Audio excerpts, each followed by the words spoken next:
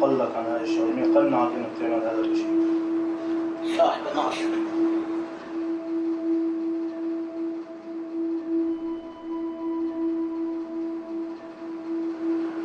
قال لي ايش رايك تنزل استشهاد؟ قلت له موافق طوال بدون يعني ما افكر.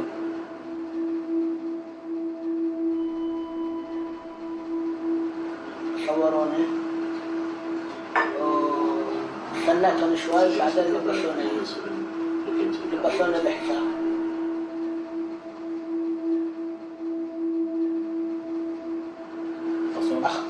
طبعا قالوا لي كيف تعمل بالحساب، اخذوني على المخصوم وصلوني. قال لي في 3 جنود بيكونوا واقفين نط عليهم في شرحة. رحت على المخصوم ووقفت استنى دوري لا يجي مشان كبير هيك يعني. ترددت شوي، فكيت البطارية، رحت رفعت ايدي شايت ياخذ مني. مش كان عمرك متى؟ كان عمري 15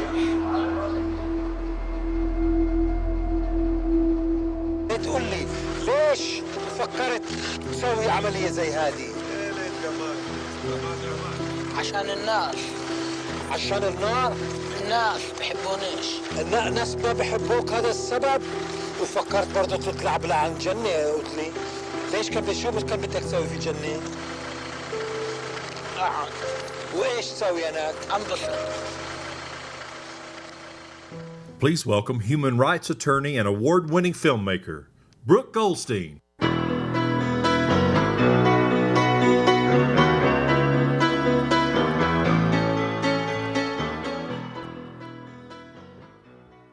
Good afternoon. I was 23 years old, and I was in my second year of law school when I heard about Husam Abdu, the would-be boy bomber. I actually happened to be taking a class called Human Rights and the Child, and we were learning about all the conventions and treaties that made up international law. We were learning about the Convention on the Rights of the Child, we were learning about the UN Charter, and we were learning about all the lofty principles contained therein. Every child has the right to life. Every child has the right to a media and education free of incitement to hate and to kill himself. And I literally came home one day, it was in the middle of the semester, I turned on the TV, and there broadcast before me was this image of a 15-year-old, physically handicapped, rumored to be mentally handicapped Palestinian boy with live explosives strapped around his waist. Only 48 hours before, Husam had been recruited by the Al-Aqsa Martyr Brigades, a Palestinian terrorist group that paid him the equivalent of $20 American to blow his limbs to pieces. They filmed Husam for a farewell video, which is the custom with suicide bombers. They took his picture for a martyr poster that was to be printed after he blew himself up, and they told him not to tell his parents what he was about to do. 2 days later, adults drove him to the Hawara checkpoint, which is just outside of Nablus, and they instructed him to blow up amongst the Israelis and Palestinians waiting online to get into Israel. Yet Husam, the boy that was marginalized by his classmates, the boy that was teased because physically he was a dwarf, proved smarter than the adults who recruited him. Why? Because he chose life over death. He chickened out. He voluntarily turned himself in to the Israeli Defense Force. He was subsequently arrested. He was tried and convicted of attempted murder. And now he's serving out the 8th year of an 8-year sentence in a prison just outside of Jerusalem. Now, at that point, as a young law student, it occurred to me that there was a legal argument here that was not being made by any human rights groups, by any lawyers, or by any politicians.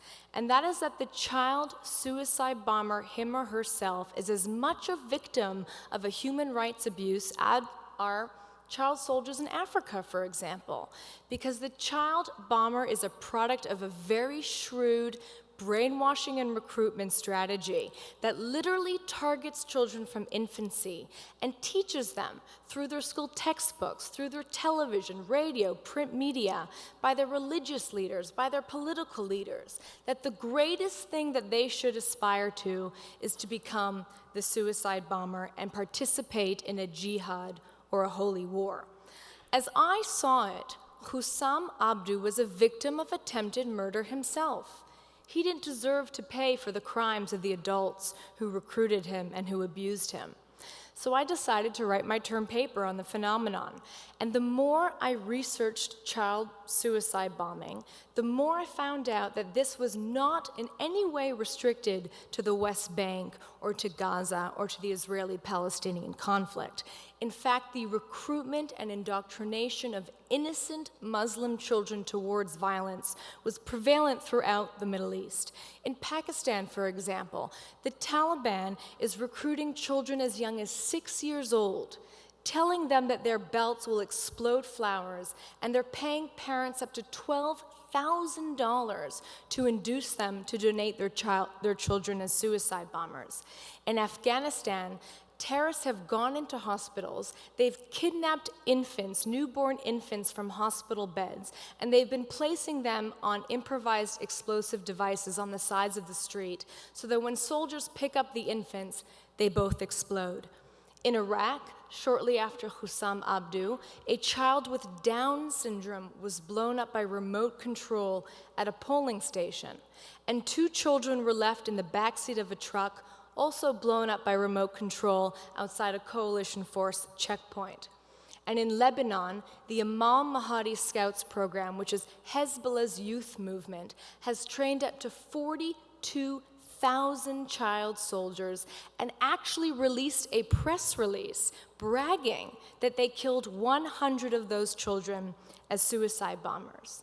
And in the Palestinian context, the Palestinian Authority and Hamas run schools and teach from textbooks and air cartoons and music videos that all espouse shahada, or martyrdom. What has resulted is approximately 17% of all suicide bombers in the Palestinian context are under the age of 18.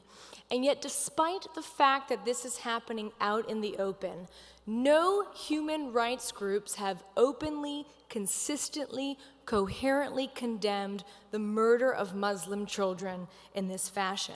In fact, the same year that Husam was arrested, Coalition to Stop the Use of Child Soldiers actually released a report claiming, quote, "There exists no evidence of the systematic recruitment of children by Palestinian armed groups."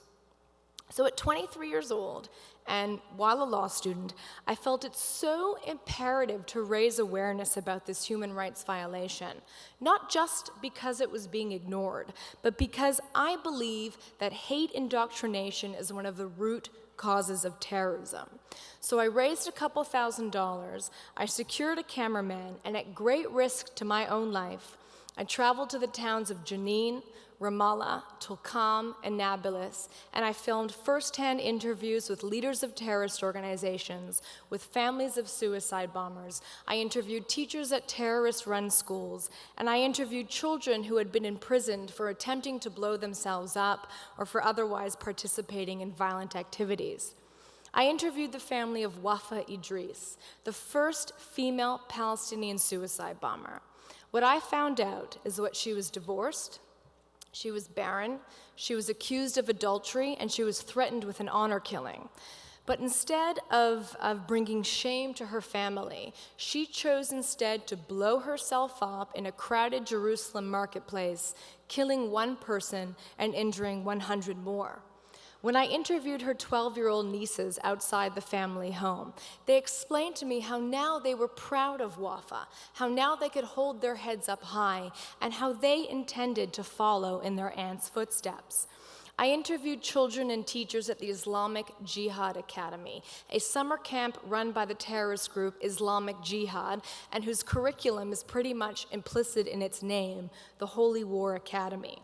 The children wore uniforms with green hats that read, "God is great," and "Death to the infidels."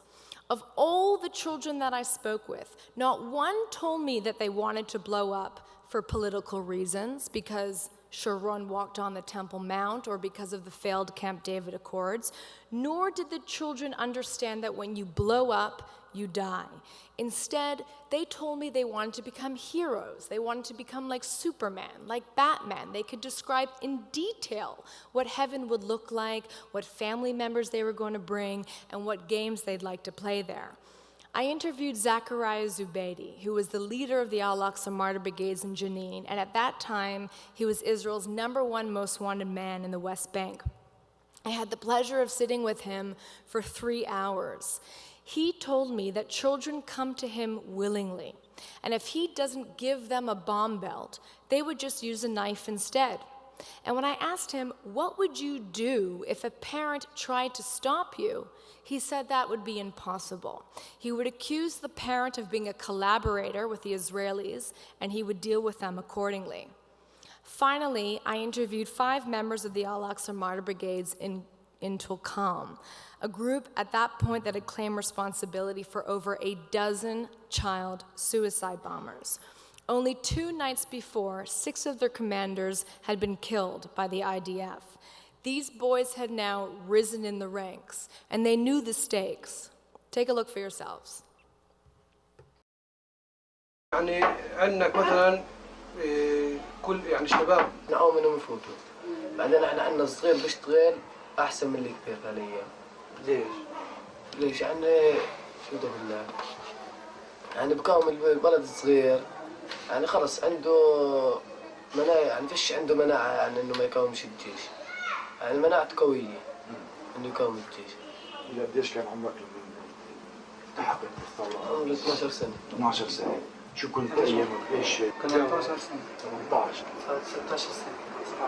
17 أنا في إلي أصحاب كثير استشهدوا وأسرى إلي كثير أصحاب يعني عزوا علي وعشان هيك أنا عاهدتهم إني أمشي على طريق النضال معهم وظل مستمر في الطريق اللي مشيوها ومش مفكر لا بمدرسة ولا بتوجيهي بس إني أقاوم الجيش الإسرائيلي. تخاف الموت؟ لا ما حدا بخاف الموت. كلنا بنحب الشهادة. والعمليات اللي مثلا لما اطفال صغار انتم اليوم بيجيلكم بتشوفوا اطفال عمرهم 13 و12 سنه كما يقال بحبوا ينزلوا عمليات معهم احزامات وبدهم ينزلوا عمليات بتأيدوا هالعمل هذا؟ بأيده. كل شيء حسب القناعة. يعني حتى لو كان عمره 13 حتى لو كان عمره 10 سنين هو شو قناعته البني ادم شو قناعته شو بيعمل طفل هذا قناعته هو مثلا بيجي بني ادم بيقول لك انا بدي انزل عمليه استشهاديه تقدرش تقول له لا. Shortly after that interview, 3 of the 5 young men that I interviewed were killed, martyred in a hail of bullets. When I came back from Toronto after we were filming, we ended up giving the footage to a Palestinian woman that we wanted to translate and transcribe it. Initially, she refused to work with us, but after we insisted that she take a look at the footage, she told us that she cried. She told us she had no idea the extent of the harm that was being perpetrated against her own people, and she agreed to do the translations. And that was exactly what I hope to do with my movie, form a base consensus amongst people who may otherwise disagree on one simple truth. Muslim children are innocent. They don't deserve to be taught to kill themselves. And no matter what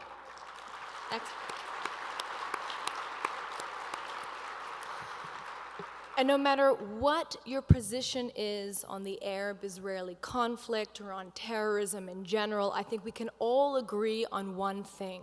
There is nothing Islamophobic about advocating for the human rights of Muslim children.